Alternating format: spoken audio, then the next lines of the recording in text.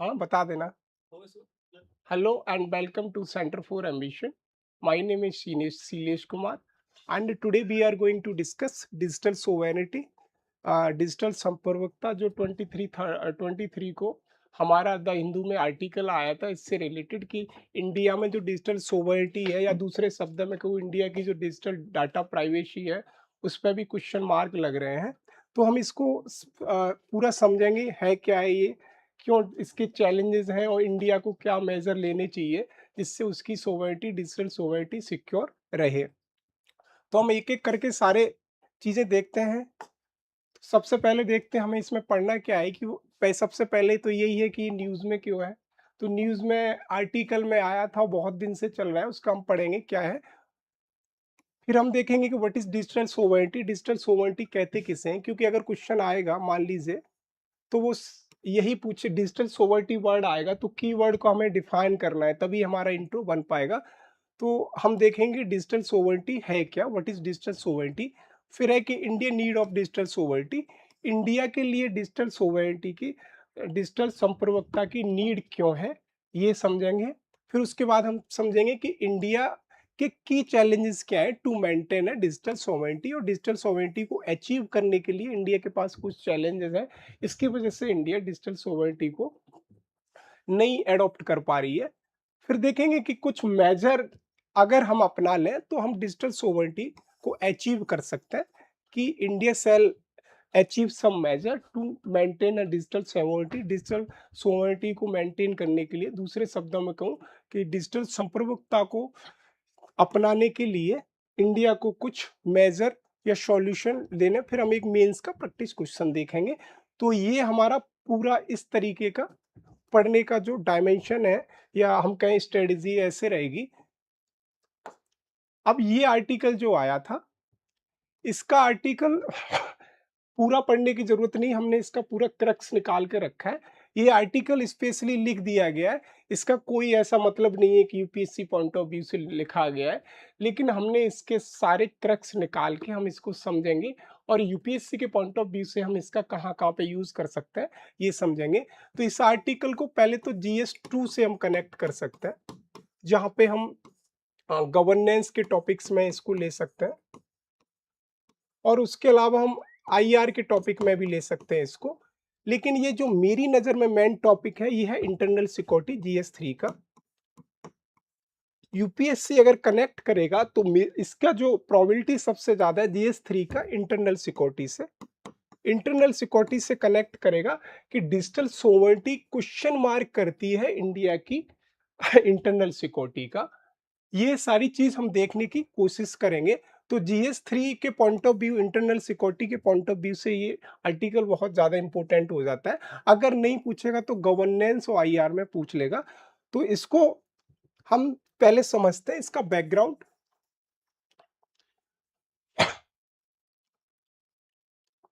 सबसे पहले एक चीज देखो कि ये जो टॉपिक है अचानक से कैसे आया, तो इसका हम बैकग्राउंड समझे। इस टॉपिक का बैकग्राउंड,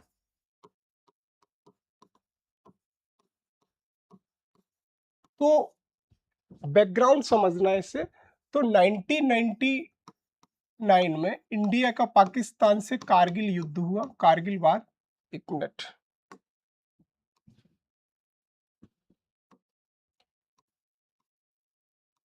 कारगिल वार हुआ। तो इसमें जो हम जीपीएस यूज कर रहे थे वो यूएसए का जीपीएस यूज कर रहे थे। तो डूरिंग द वार यूएसए ने क्या किया कि जीपीएस बैन कर दिया। तो इंडिया को ये भी कहीं ना कहीं एक डिजिटल सोवर्निटी पे क्वेश्चन मार्क लग गया during the time of the Kargil war. ठीक। दूसरा दूसरा अगर मैं देखूं तो हमारा रिसेंटली 2026 में, या फिर कहूं न्यारा, पहले ये देखो न्यारा 2025 का ये केस है कि एक न्यारा एनर्जी कंपनी है रूस की। ये काम क्या करती है, इंडिया में जितने भी ऑयल कंपनियां हैं उनको ऑयल ऑयल या कहूं मैं ऑयल ऑयल देती है, उनके साथ कोलैबोरेट करती है। तो during the time of the Russia और यूक्रेन के बार में रूस ने क्या किया कि इंडिया को जो ऑयल रूस दे रहा था उस रूल को कम कम दामों में देने लगा, ऑयल को, सॉरी, किसको, इंडिया को कम दामों में देने लगा। जो न्यारा जो सॉफ्टवेयर यूज करती है वो माइक्रोसॉफ्ट का है, माइक्रोसॉफ्ट का। न्यारा जो सॉफ्टवेयर या सर्वर यूज कर रही थी वो माइक्रोसॉफ्ट का है। तो न्यारा कहाँ की कंपनी है, रूस की। तो माइक्रोसॉफ्ट ने क्या किया कि इसका जो सर्वर था वो डाउन कर दिया या बैन कर दिया। इसकी वजह से बहुत ज्यादा हमें क्रूड ऑयल में क्राइसिस देखने को मिला। ये हमारा केस हुआ। तीसरा केस हमने देखा, तीसरा केस अगर बात करूं तो तीसरा केस रिसेंटली 2026 में हमने देखा कि हमारी जो आर्मी है या मिलिट्री फोर्सेस है उसमें जो कैमरे लगे थे, सीसीटीवी फुटेज के जो कैमरे लगे थे सीसीटीवी के, वो चाइना एम्बेडेड सॉफ्टवेयर लगे थे, चाइना का जिनमें सॉफ्टवेयर था। तो हमें 2026 में ये हाल ही में पता चला कि चाइना हमारा वहां से स्पाई कर रहा है, हमारी सारी हरकतें रिकॉर्ड कर रहा है। तो ये हमारी नेशनल सिक्योरिटी पे कहीं ना कहीं क्वेश्चन मार्क है। तो यही आर्टिकल कह रहा है कि चैलेंजेस हैं इंडिया की डिजिटल सोवरेनिटी के लिए, कि हम जो भी सॉफ्टवेयर हार्डवेयर यूज कर रहे हैं वो ज्यादातर हमको या तो रेंट पे ले रहे हैं या खरीद रहे हैं। हमारे पास खुद के सॉफ्टवेयर हार्डवेयर इतने नहीं है। तो हम अगर मान लीजिए जीपीएस यूएसए का यूज कर रहे हैं या with the help of the न्यारा, न्यारा किसका कर रही है, माइक्रोसॉफ्ट का सॉफ्टवेयर यूज कर रही है। तो उसकी वजह से जब भी माइक्रोसॉफ्ट चाहेगी न्यारा को जितनी भी सर्विस है वो वहां से खत्म कर देगी। और जो हम सीसीटीवी फुटेज में सॉफ्टवेयर यूज कर रहे थे, एम्बेडेड कहाँ का था, चाइना का। तो चाइना जब चाहे तब हमारी हरकतें, जो भी हमारी एक्शन एक्टिविटीज होंगी वो रिकॉर्ड कर सकता है, वो सारी कैप्चर कर सकता है। तो इन चीजों को लेके आर्टिकल में यही बात कही है कि डिजिटल सोवरेनिटी इंडिया के लिए चैलेंजेस हैं। क्या क्या चैलेंजेस हैं वो हम आगे पढ़ेंगे। तो वही इसमें मेंशन किया हुआ है सीसीटीवी फुटेज वाला, न्यायालय का केस 2025 का और अपना कारगिल युद्ध का। फिर वो कह रहा है कि इंडिया के लिए कुछ मेजर अपनाने चाहिए इंडिया को, और वो कह रहा है कि कुछ रिसर्च एंड डेवलपमेंट करने चाहिए। तो इसको हम आर्टिकल को क्रक्स में तोड़ के पढ़ते हैं। बाकी ये हमने यहाँ से इसका बैकग्राउंड समझा कि इस आर्टिकल का या इस एडिटोरियल का बैकग्राउंड क्या है। तो पहले हम समझते हैं डिजिटल सोवरेनिटी है क्या। Aldous digital sovereignty doesn't mention in the article, क्योंकि आर्टिकल यूपीएससी पर्पज से नहीं लिखे जाते, वो आर्टिकल दूसरे पर्पज से या किसी भी स्कॉलर ने लिख दिए हैं। तो हम सबसे पहले समझेंगे डिजिटल सोवरेनिटी क्या है, कि अगर हमसे क्वेश्चन पूछेगा डिजिटल सोवरेनिटी के बारे में तो हमें डिजिटल सोवरेनिटी को एक्सप्लेन भी करना पड़ेगा। तो डिजिटल सोवरेनिटी का सीधा सा मतलब है किसी भी कंट्री की ability to control, regulate and protect digital infrastructure, data, technology and cyber इसे according to its own national interest own law. दूसरे शब्दों में कहूँ, डिजिटल सोवरेनिटी का मतलब ये हुआ कि कोई भी कंट्री अपने नेशनल इंटरेस्ट को हित में रखते हुए अपने जो डेटा है या अपना जो इंफ्रास्ट्रक्चर है, डिजिटल इंफ्रास्ट्रक्चर है, डेटा है या टेक्नोलॉजी है, डिजिटल टेक्नोलॉजी है, उसको प्रोटेक्ट करता है एज पर आवर लॉ, उस देश के जैसे भी कानून है उनके अनुसार, rather than to other countries. तो जब भी अगर मैं चाहूँ अपने हिसाब से रेगुलेट करूंगा, जब भी मैं चाहूँ अपने हिसाब से कानून बनाऊंगा, अपने हिसाब से सारा डिजिटल इंफ्रास्ट्रक्चर रेगुलेट करूंगा, ये होता है डिजिटल सोवरेनिटी या डिजिटल संप्रभुता।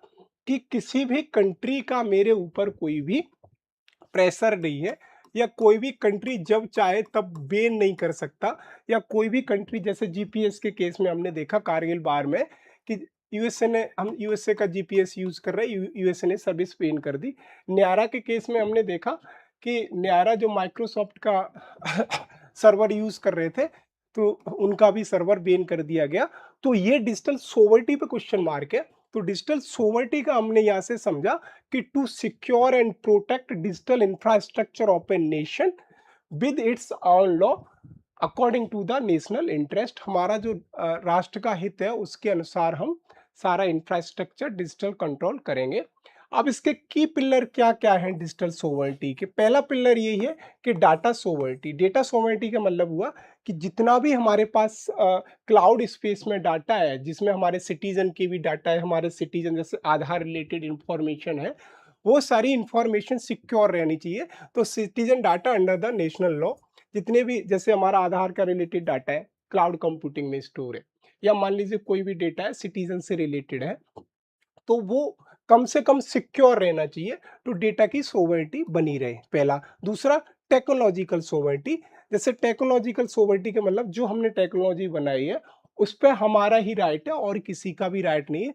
जैसे artificial intelligence, cloud computing. Cloud computing का मतलब ये हुआ कि जो हम गूगल पे सर्च कर रहे हैं वो ऊपर कहीं क्लाउड में चल रहा है, जैसे ही हम टाइप करेंगे तुरंत हमारे पास आ जाएगा। इस पे हमारी सोवरेनिटी होनी चाहिए। ऐसा नहीं है कि हमने सर्च करने की कोशिश की और किसी दूसरे के अंडर है, उसने तुरंत क्लाउड कंप्यूटिंग या क्लाउड से वो डेटा पूरा हटा दिया। तो ये टेक्नोलॉजिकल सोवरेनिटी भी इसका pillar. Then cyber sovereignty. Cyber sovereignty का मतलब साइबर सिक्योरिटी, और या मान लीजिए दूसरे शब्दों में कहूँ, साइबर सिक्योरिटी का मतलब ये हुआ कि कोई भी व्यक्ति या कोई भी नेशन जैसे हमला नहीं कर सकता हमारे साइबर स्पेस पे, या साइबर टेररिज्म इसको बोलते हैं। कि साइबर सोवरेनिटी, हमारा जो साइबर है या मान लीजिए हम जो सर्विस दे रहे हैं अपने सिटीजन को, वो without any interference of other organisation या कोई भी ग्रुप के इंटरफेरेंस के हम उनको दे पा रहे हैं, ये हमारा साइबर सोवरेनिटी, साइबर संप्रभुता होनी चाहिए। और ये है लास्ट, डिजिटल इंफ्रास्ट्रक्चर सोवरेनिटी। जैसे हमने जितने भी डिजिटल इंफ्रास्ट्रक्चर क्रिएट किए हैं, जैसे मान लीजिए हमने अपार आईडी बना दी, UPI, unified payment of India, UPI, APAAR ID, CoWIN, जो हमने कोविड के टाइम पे बनाया, तो इसकी भी सोवरेनिटी होनी चाहिए। या मान लीजिए हमने सर्ट बनाया, मतलब computer emergency response team.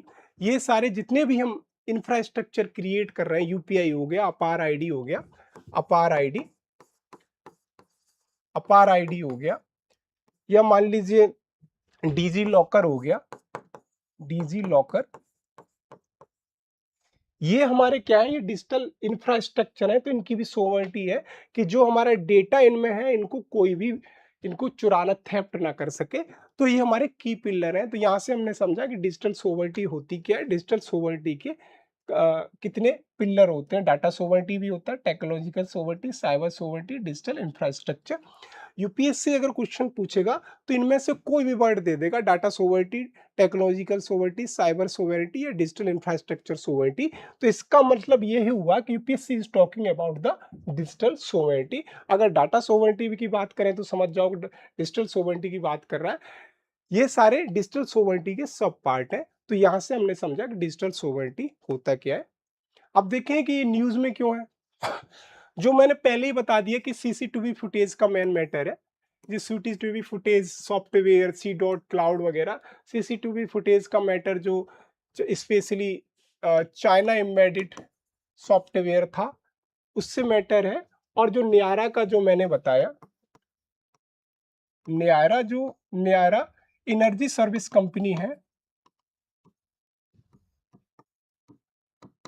Energy service company है। ये जो सॉफ्टवेयर यूज कर रही थी ये माइक्रोसॉफ्ट का था। तो माइक्रोसॉफ्ट का सॉफ्टवेयर था, तो इसको भी इसने बैन कर दिया। तो इसी की वजह से ये सारे इशू निकल के आए हैं। और इसके अलावा G7 की समिट में भी prime minister Modi also talking about the digital sovereignty.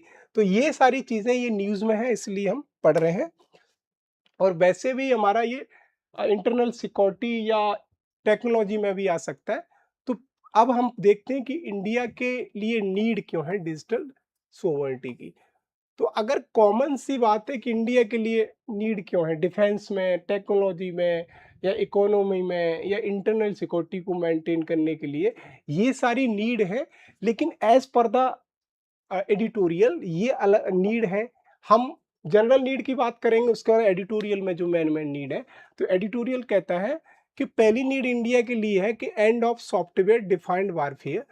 कि अब जो वारफेयर चल रहा है या कहीं दूसरे से युद्ध चल रहा है, सॉफ्टवेयर टाइप वारफेयर युद्ध है। सॉफ्टवेयर, सॉफ्टवेयर, या कहीं इसको सॉफ्टवेयर कोल्ड वार, सॉफ्टवेयर कोल्ड वार है। कि अगर मान लीजिए मैंने आपका सॉफ्टवेयर हायर कर रखा है या रेंट पे ले रखा है, तो जब तक आप चाहेंगे तब तक मैं यूज़ कर सकता हूँ और जब तक आप नहीं चाहेंगे तब तक मैं यूज़ नहीं कर सकता हूँ। तो अगर मान लीजिए इसकी मुझे क्रिटिकल कंडीशन में ज़रूरत है और आपसे मेरी अनबन हो गई, आप उसी दिन इसका बैन कर दोगे या इसकी सर्विस कट कर दोगे, तो हम इसको बोलते हैं सॉफ्टवेयर कोल्ड वार। कि सॉफ्टवेयर आपका है, हम जैसे मान लीजिए हम एप्पल का फ़ोन यूज़ कर रहे हैं, तो सॉफ्टवेयर यूएसए कंपनी, कोई भी कंपनी, एप्पल उसका यूज़ कर रहे हैं। बहुत सारी कंपनियाँ जिनका हम सॉफ्टवेयर यूज़ कर सकते हैं। तो दूसरे शब्दों में कहें कि हमारे जो सॉफ्टवेयर की साँसें हैं, उसी के हाथ में, वो जब चाहे तब गला दबा सकती है। तो this process is called as a software cold war. जैसे modern aircraft modern aircraft defence में बात कर रहा हूँ। जैसे जितने भी हम मॉडर्न एयरक्राफ्ट रेंट पे लेते हैं या खरीदते हैं, उनमें जो सॉफ्टवेयर आता है, वो सॉफ्टवेयर उस कंट्री का, जैसे मान लीजिए S400 हमने रूस से खरीदा है, तो उसका सॉफ्टवेयर है। हमने एक मान लीजिए कोई हेलीकॉप्टर या कोई भी डिफेंस टेक्नोलॉजी यूएसए से खरीदी है, राफेल हमने फ्रांस से खरीदा है, तो फ्रांस का सॉफ्टवेयर है। तो फ्रांस उस सॉफ्टवेयर का कब तक हमें मान लीजिए कि परमिशन देता है, अगर फ्रांस के साथ हमारे कोई रिलेशन खराब हो जाते हैं किसी तरह, तो फ्रांस भी ये हमारी डिफेंस टेक्नोलॉजी पे भी क्वेश्चन, डिफेंस सिक्योरिटी पे भी क्वेश्चन मार्क खड़ा कर देता है। तो ये है, इसको हमने बोला software cold war. Then data governance का मतलब ये हुआ कि हमारे पास जो डेटा है, सिटीजन का डेटा है, गवर्नमेंट का डेटा है, डिफेंस का डेटा है, उसको हम कैसे सिक्योर कर पाते हैं।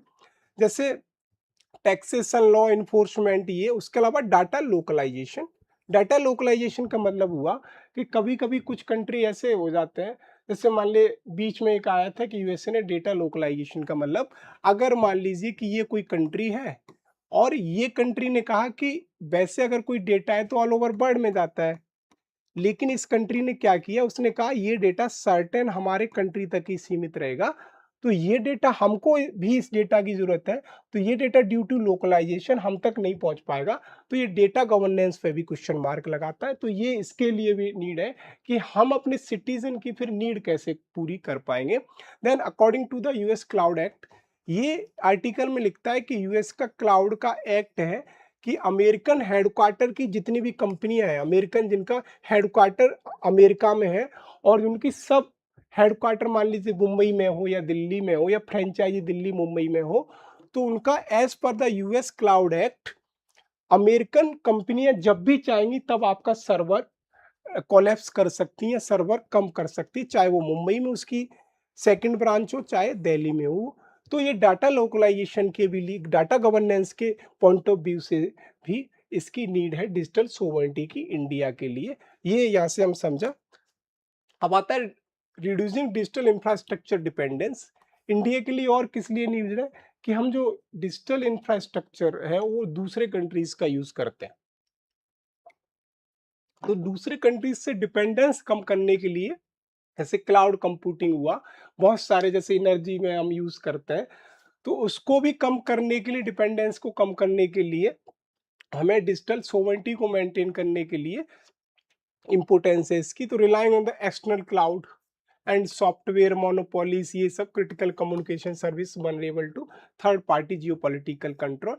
सीधी सी बात ये कह रहा है कि हमें जो क्लाउड में जो भी हम कंप्यूटिंग करते हैं उसको सिक्योर रखने के लिए, अपना डेटा सिक्योर रखने के लिए हमें अपनी डिजिटल इंफ्रास्ट्रक्चर पे भी काम करना चाहिए, इसकी भी नीड है। जैसे एनर्जी सेक्टर में जैसे हमने न्यारा वाला केस बताया। Then preventing algorithm hegemony. Algorithm hegemony का मतलब ये हुआ कि जो भी कंट्रीज हैं जिसने भी डेटा बनाया है या मान लीजिए सर्वर बनाया है, उसकी हेजेमनी उस पर होती है, तो उसको भी कम करने के लिए हमें इस पे काम करना चाहिए। तो फॉनर आर्टिफिशियल इंटेलिजेंस, एआई पे डिपेंड है हम उसका। Then advance cognitive autonomy, citizen content consumption, political interference है, ये पॉलिटिकल स्ट्रेटेजिक डिसीजन मेकिंग। इसको क्या है कि ये हमारी, अगर मान लीजिए एल्गोरिथम हेजेमोनी है किसी कंट्री की, डेटा जिसने भी बनाया उसकी, तो हमारी कॉग्निटिव ऑटोनॉमी को भी कंट्रोल करेगा उसके अलावा सिटीजन का जितना भी कंटेंट है उसको भी कंट्रोल करेगा और हमारी डिसीजन मेकिंग में भी इंटरफेरेंस करेगा, क्योंकि हम उसका सर्वर तो हम उसी का यूज कर रहे हैं, तो वो अपने अनुसार हमें चलाने की कोशिश करेगा। तो ये कह रहा है कि हमें नीड इसलिए भी है कि जितनी भी एल्गोरिथम हेजेमोनी है उसको कम करना, और ऊपर क्या कह रहा है कि हमें अपना डिजिटल इंफ्रास्ट्रक्चर उसकी डिपेंडेंसी को भी कम करना, इसलिए हमें डिजिटल सोवरेनिटी की जरूरत है। Then securing financial sovereignty, financial sovereignty का मतलब है कि अगर हम डिजिटल सिक्योर हो जाएंगे तो हमारी फाइनेंशियल सोवरेनिटी का मतलब ये हुआ कि हम जो ट्रांसफर ऑफ मनी करते हैं उसकी भी सोवरेनिटी रहेगी। जैसे मान लीजिए स्विफ्ट है, society of world wide interbank financial telecommunication, ये ये क्या करता है, ये जो बैंक ग्लोबली जितनी भी बैंक है वो एक दूसरे से कनेक्टेड रहती हैं, तो इसके जरिए ट्रांसफर होता है मनी स्विफ्ट के द्वारा। लेकिन इस पर हेजेमनी है वेस्टर्न कंट्रीज की, वेस्टर्न कंट्रीज की। तो वेस्टर्न कंट्रीज क्या है ना कि अपने अनुसार ग्लोबल फाइनेंशियल मार्केट को चलाने का काम करते हैं। कभी कभी आपने देखा होगा आता है कि जितने भी डेवलप्ड कंट्रीज हैं वो स्विफ्ट को मोनोपोलाइज कर देते हैं। तो सिक्योरिंग फाइनेंशियल सोवरेनिटी भी, कि हमारी जो फाइनेंशियल संप्रभुता है उसको मेंटेन करने के लिए भी हमें डिजिटल गवर्नेंस पे काम करना चाहिए, इसके ये हमारा नीड है। Then protecting data regulatory autonomy, जो हमारा डेटा का रेगुलेटरी ऑटोनॉमी है, जो भी डेटा हम चला रहे हैं उसकी हमारी पास खुद की ऑटोनॉमी होनी चाहिए, हम अपने अनुसार रेगुलेट करेंगे rather than to other person. तो ये भी unrestricted cross border data flow can lead to digital colonialism.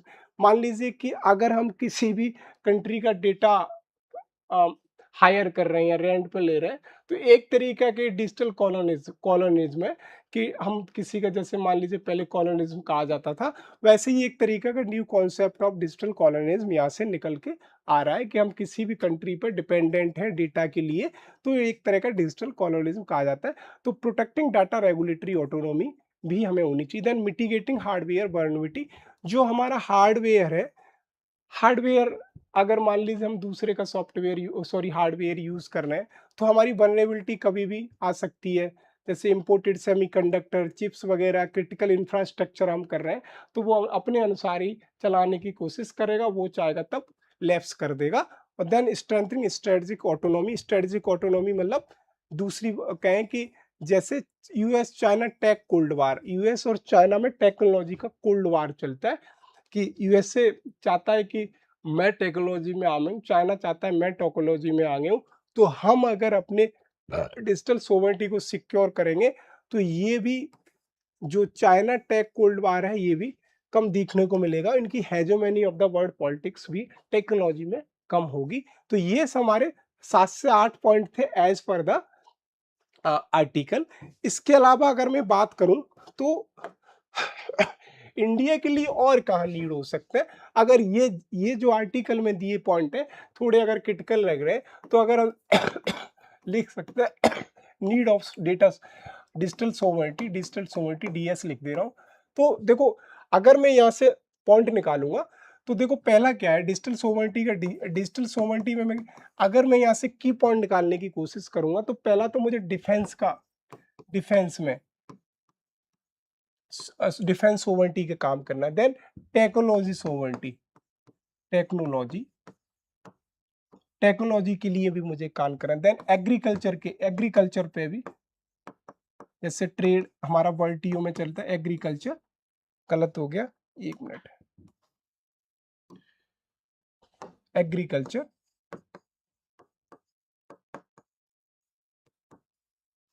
उसके अलावा हेल्थ सेक्टर में, एजुकेशन सेक्टर में, और उसके अलावा साइबर सिक्योरिटी,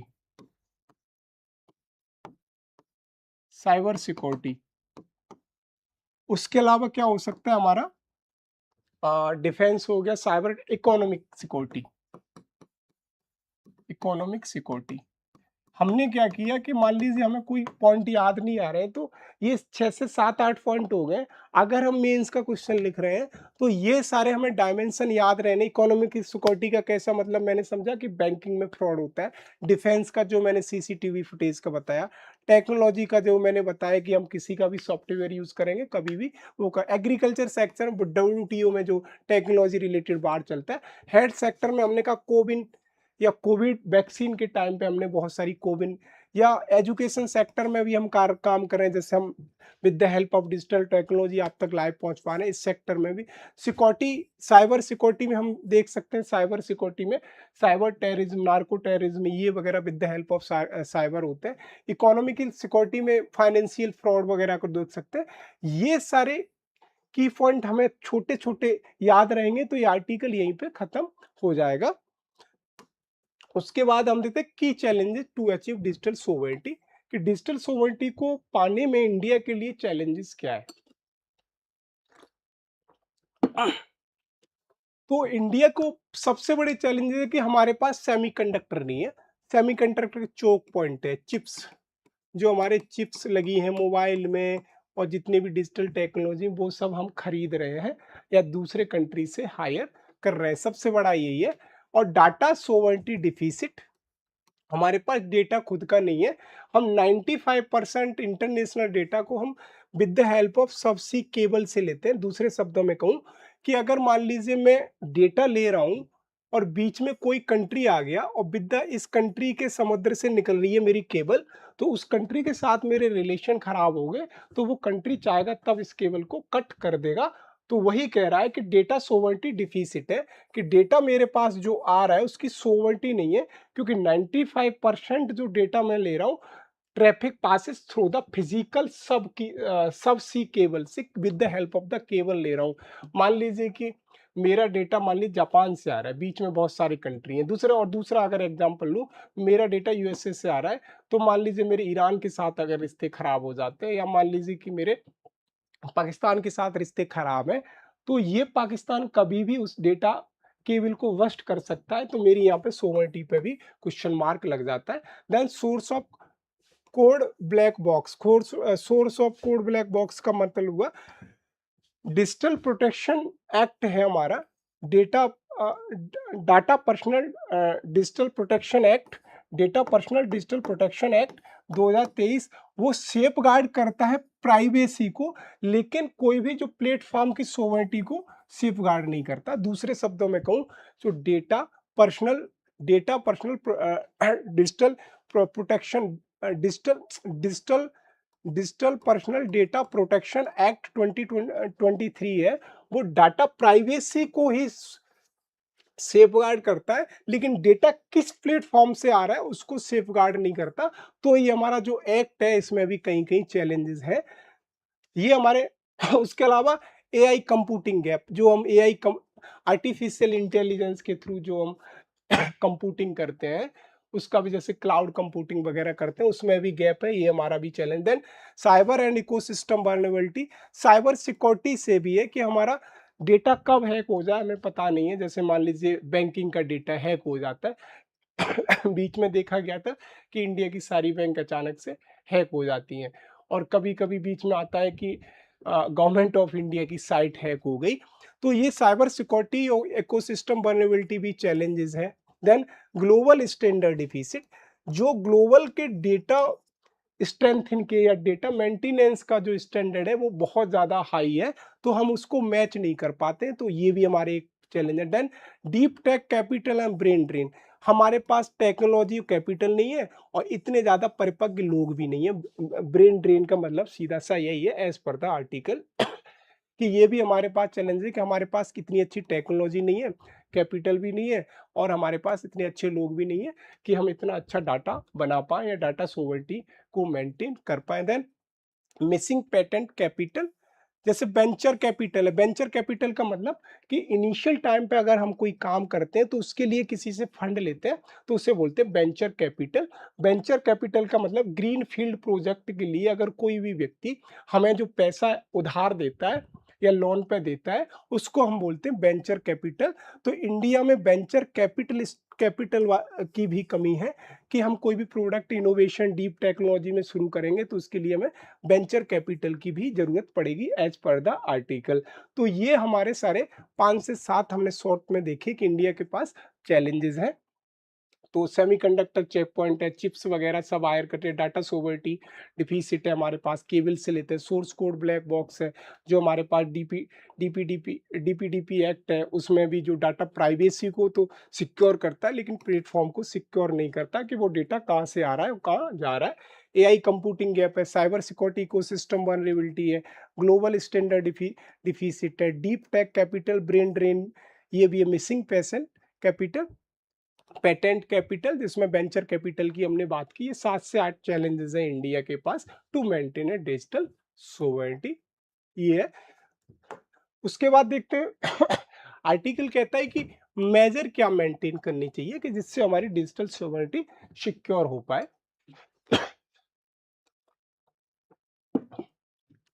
तो मेजर की अगर बात करूं तो मेजर की अगर मैं बात करूं एब्सोल्यूट डिजिटल सोवरेनिटी की अचीव कर पाए, तो फिलहाल तो ये मुझे नामुमकिन लगता है, लेकिन अगर हम एज ए यूपीएससी एस्पिरेंट है तो होप है। पहला है कि हमें डिपेंडेंसी कम कर देनी चाहिए, कहां से, फॉरनर क्लाउड कंप्यूटिंग से।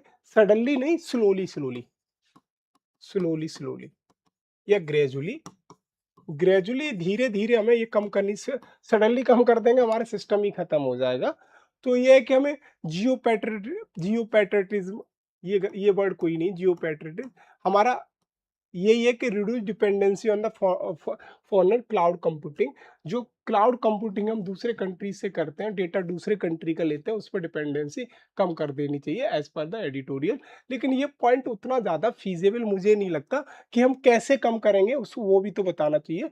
लेकिन सबसी इंफ्रास्ट्रक्चर, हाँ ये बात है कि हमें जो केबल प्रोटेक्शन जोन है उसको एक्सक्लूसिव इकोनॉमिक जोन में उसकी प्रोटेक्शन पे भी काम करना चाहिए, कि सबसे इंफ्रास्ट्रक्चर को हमें स्ट्रेंथन करना चाहिए कि जो हमारा केबल आ रहा है, डेटा जिसके द्वारा डेटा फ्लो करता है, उसका भी प्रोटेक्शन होना चाहिए with in the exclusive economic zone. तो एक्सक्लूसिव इकोनॉमिक जोन क्यों बात कर रहे हैं कि एक्सक्लूसिव इकोनॉमिक जोन पे किसी भी सर्टेन कंट्री का राइट नहीं रहता, एक्सक्लूसिव इकोनॉमिक जोन पे ऑल वर्ल्ड का राइट रहता है। तो यहाँ पे कोई भी कंट्री अपनी राइट या अधिकार नहीं बना सकता कि हम इस केबल को हटाएंगे। तो यही है कि हमें एक्सक्लूसिव इकोनॉमिक जोन में अपनी केबल का इंफ्रास्ट्रक्चर लगाना चाहिए। Then build a third way digital ecosystem. Third way digital ecosystem का मतलब है कि हमें develop indigenous digital public infrastructure, हमें खुद का इंडिजिनियस डिजिटल पब्लिक इंफ्रास्ट्रक्चर पे काम करना चाहिए, जैसे हम कर रहे हैं, इंडिया सेमीकॉन मिशन पे काम कर रहे हैं। उसके अलावा डिजिटल इंडिया ई गवर्नेंस पे हम काम कर रहे हैं, डिजिटल इंडिया पे काम कर रहे हैं, या हमने उससे पहले आधार पे काम किया था। तो डेटा को मेंटेन करने के लिए हम धीरे धीरे ये काम कर रहे हैं। देन हमको यूएस चाइना टेक्नोलॉजी इकोसिस्टम पर डिपेंडेंसी कम कर देनी चाहिए। तो हम धीरे धीरे ये कर रहे हैं, जैसे हमने कोविन खुद का ही बनाया हुआ है, जैसे हमने ई गवर्नेंस डिजिटल इंडिया पे काम कर रहे हैं, और बहुत सारे हमारे डिजिटल गवर्नेंस से रिलेटेड, ई गवर्नेंस से रिलेटेड इंफ्रास्ट्रक्चर उन पे हम काम करें। Then strengthen sovereign artificial intelligence, increase India cognitive autonomy, India की जो बुद्धिमिकता ऑटोनॉमी है उसको बढ़ाना चाहिए। जैसे सर्वन एआई, ये एक स्टार्टअप एआई था, इस उस पे करीब इसने भी काम किया। देन भारत जैन ये खुद की सर्वर देता है, लेकिन भाषिनी ये गवर्नमेंट ऑफ इंडिया के दोनों है, जो इस आर्टिफिशियल इंटेलिजेंट क्लाउड कंप्यूटिंग करते हैं। सर्वम एआई ये एक स्टार्टअप रिलेटेड है, और द भारत जैन और भाषिनी ये गवर्नमेंट ऑफ इंडिया के हैं। ये अभी उतने ज्यादा स्ट्रेंथिन नहीं है, लेकिन इन पे गवर्नमेंट ऑफ इंडिया काम कर रही है। Then advance digital financial sovereignty को हमें स्ट्रेंथिन करना चाहिए, जैसे डिजिटल रूपी पे काम करना चाहिए। तो इसकी क्या है, demand in the market all over world में बढ़ेगी।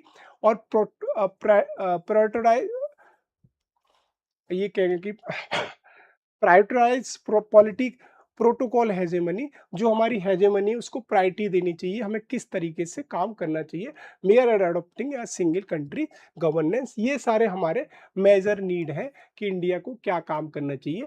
ये मेजर, इसके अलावा मान लीजिए अगर नहीं दिमाग में आ रहा है तो हम 3-4 चीज़ें याद रखनी चाहिए कि हमें ई गवर्नेंस पे काम करना चाहिए, डिजिटल इंफ्रास्ट्रक्चर पे काम करना चाहिए, और हमने एआई आर्टिफिशियल इंटेलिजेंस पे काम करना चाहिए और हमें कॉग्निटिव ऑटोनॉमी पे काम करना चाहिए। 4 से 5 अगर हमें पॉइंट याद रहेंगे, विद एग्जांपल हम लिख देंगे तो हमारे यहाँ